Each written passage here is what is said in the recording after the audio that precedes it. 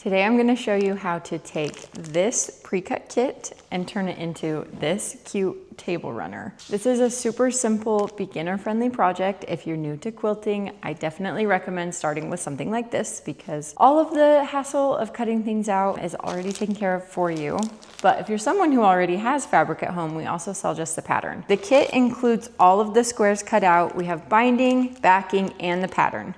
It does not include a sewing machine, thread, or batting, but everything else is in here ready to go. So I'm going to show you how simple it is to take this kit and turn it into this. Follow along with me and we'll be able to make this together.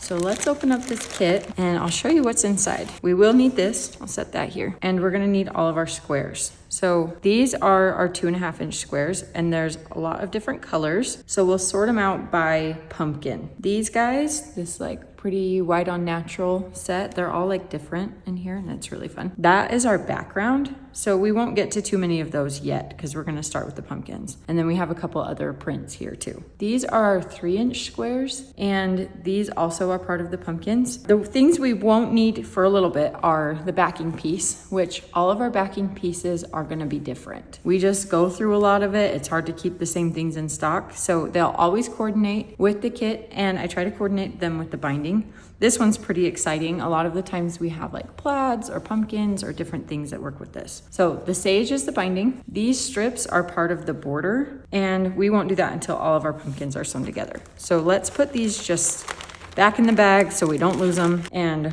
we'll set that aside. When you open it up, the first thing we see is cutting instructions. And cutting instructions are great. If you have purchased the pattern, then you'll need those. If you've purchased the pre-cut kit, then you won't. So on the next page, we have sewing instructions and we're gonna jump right into these pumpkins and see what we can do. Pumpkin A is going to be this pretty little orange one that has the star in it. We'll start by grabbing how many it needs. So we need 9 fabrics of the orange pattern, which in this kit is this pretty orange floral. It also tells you how many of each size of square to use. And again, this is my pattern, so I'm comfortable going into the details, but we really appreciate the support of getting kits and buying the patterns. But I'll show you, I wanna show you so you can feel confident in making this. So 1, 2, 3. And then of this same fabric, I'm also gonna need some 3 inch squares. Then we get into our solid orange. We'll need 1 of these cute little things for the stem of the pumpkin, 4 of the white on natural squares. And like I said, there's different prints. They're not all different. I think there's 3 different prints in each one. I'm just gonna grab 2 different ones here. I will also need 2 of the white on natural 3 inch squares. I'll just set that over here. Okay, and I'm just gonna start by pairing these up because the 3 inch squares are going to turn into half square triangles. The other sizes are gonna just be part of the pumpkin itself. So I'm matching these right sides together and we're gonna put a little pin in it so it doesn't get mixed up.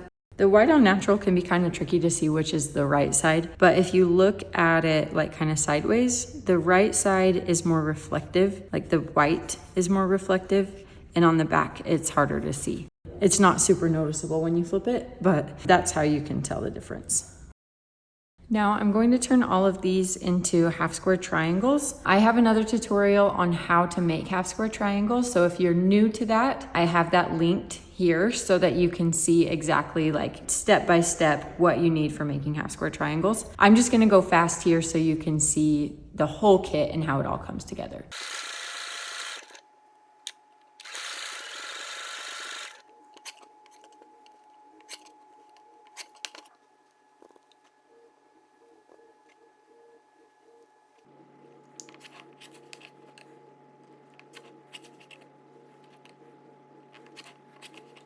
So I'm gonna be following this diagram now. Let's lay out this pumpkin. So I start up here with the stem and put on these cute little fabrics next to it. And then down here, we're gonna go into doing the half square triangles that have half white, half orange. And then use our orange pattern pieces to match these here. Next we grab these guys, these half square triangles with solid and the orange pattern. And we're gonna make some star, or a star, not some stars. I am going to use a 1/4 inch seam allowance and a chain piecing technique to sew all of this together. If you're new to chain piecing, that's one thing I also have a tutorial on that goes into detail, and I super recommend it. That was a game changer for me in quilting when I figured out how to do this. So go on and watch that tutorial because it will totally change your quilting game. The next block you'll do will be this one. This little pattern in here with the arrows is called Flying Geese. And it's a very similar layout to what we just did here. I'm not gonna go into as much detail on this because it's the same concept. The only difference is the layout of the solid orange and the amounts required for each one. The next block you'll do will be one of the plaids. So we need tops for the stems.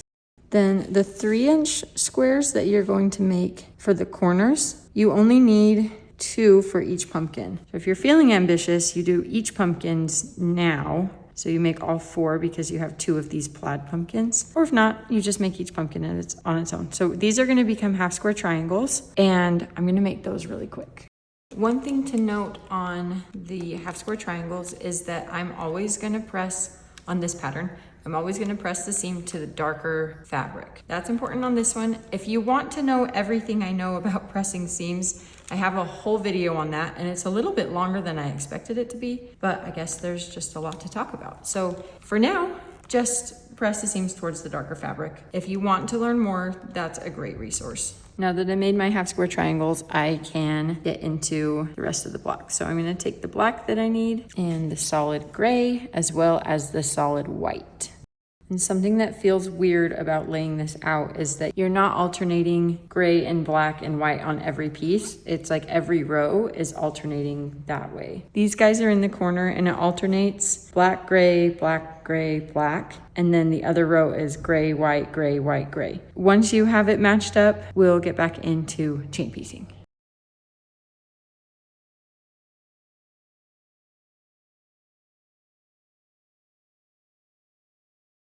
So the next one we're gonna be doing is this blue sage one with the Churndash block in the middle. I have some diagramming here of how we do it out of the 2.5-inch squares, but I'll show you on this too. So all of these fabrics, you'll see like when you put this together that you're gonna have extra pieces. That's on purpose. And on this one specifically, this is what we call like our sage pattern print. It's only a tiny little accent in the pattern. See, it's just this little one, but it's so cute. And this is the pattern that we have from that. When we include these extra pieces, you will need 2.5-inch squares for part of it, and then 2 half square triangles. The fun part is you can kind of pick out the ones you like, but if you make a mistake, then you have your backups. So I'm only gonna pick out 2 of these for now. I really love this leaf, so I'll have this leaf in. And we are gonna make our half square triangles all before we do our block. So I'm setting these aside. These are for the corner pieces. These are for part of the Churndash, and we've been over these before, so I'll just do those off camera. But then we also have our Churndash pieces. You will need 1 of the pattern prints and 2 of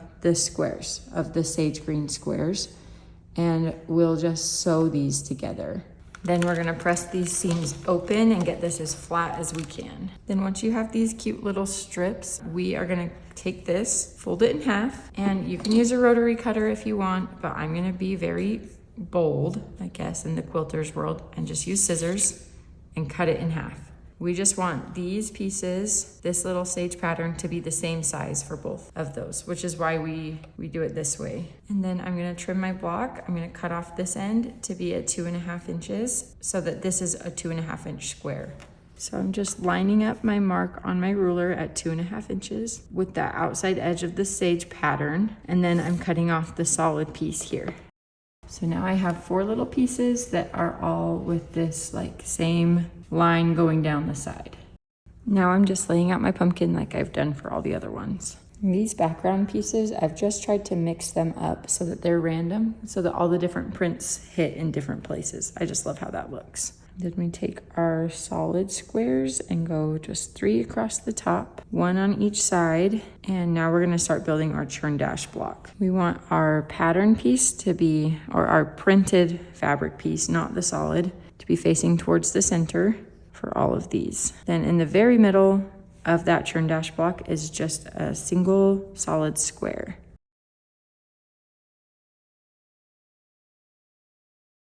Now that I have my pumpkin laid out, I'm gonna just kind of play with how these individual squares are arranged so that it has the right kind of color balance in these little pieces.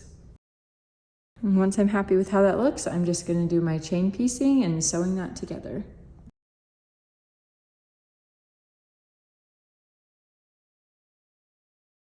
Now that we have our 5 beautiful little pumpkin blocks, it's time to make the sashing that goes in between these. As you can see on this, there's space here. So what we're going to do is take these background 2.5-inch squares and lay out 6 squares in a line, and then sewing that together is going to be our middle section. So the prints on these are pretty subtle and placement doesn't necessarily matter, but for the most like texture and variety in your background, mix them up as well as you can. And it's a unit of 6 together, and you'll need 6 of these. So I have 2 here, I'll sew these, and then I'm gonna make all 6 stripes.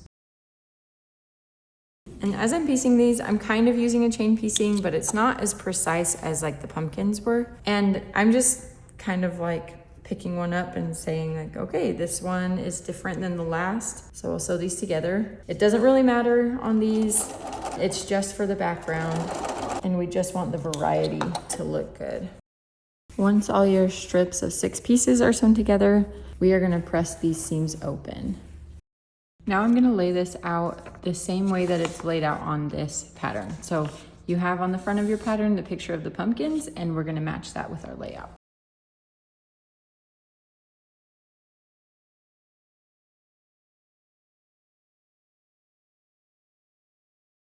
We went a little off camera there, but that is my layout. Now I'm gonna just sew the rows and the pumpkins together. You remember when we talked about pressing seams? So all the seams on all the pumpkins are going down, and then all the seams on these are open. And that's just gonna help you line these up when you're going, because you'll be able to nest a little bit, not as much as if the seams all the way press the opposite direction. But because we wanted all the pumpkin seams to be pressed down, when you have the alternating one here, having these pressed open in the middle helps it lay flat on both edges.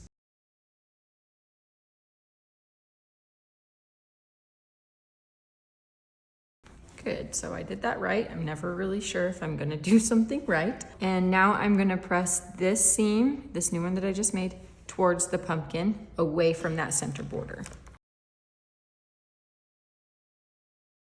We are gonna jump right into the next piece here, which is adding the border. I have 3 strips of another print of white on natural, and I'm just trimming off the selvage, which is this like fluffy edge. Sometimes it has text. It all depends on the fabric. I'm trimming that off right here so I can have clean lines. And then I'm gonna sew these strips together end to end to make one long strip.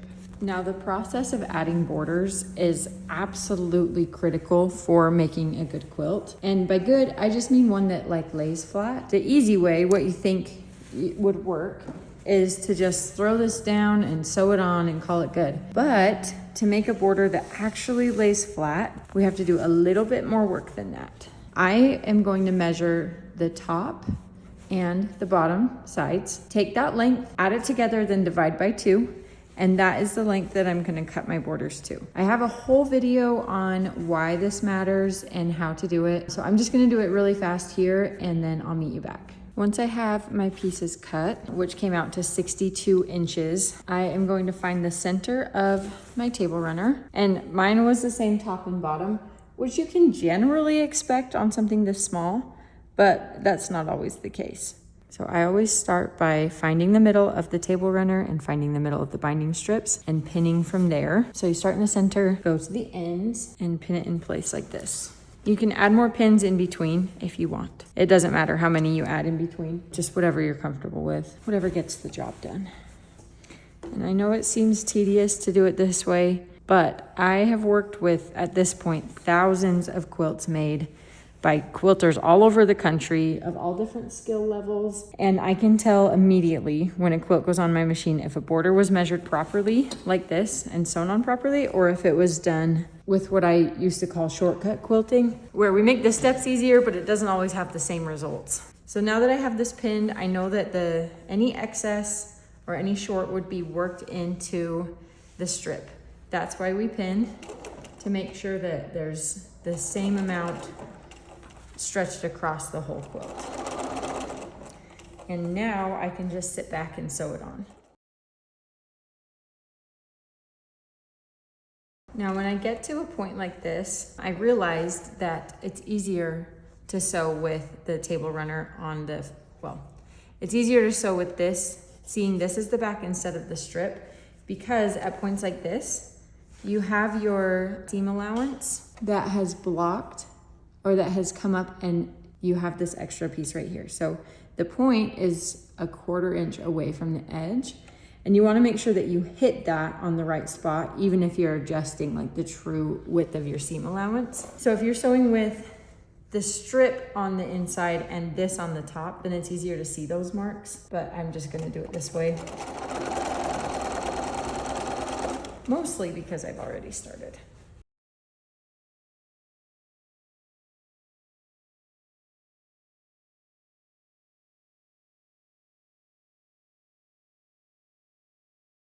And now we're just gonna press our seams towards the border like this. And I am gonna pause this video here. I'm gonna make another one that shows you how to do the quilting on this and any of our table runners. So we have reached the end of our table runner top, and I will see you back here with the quilting video.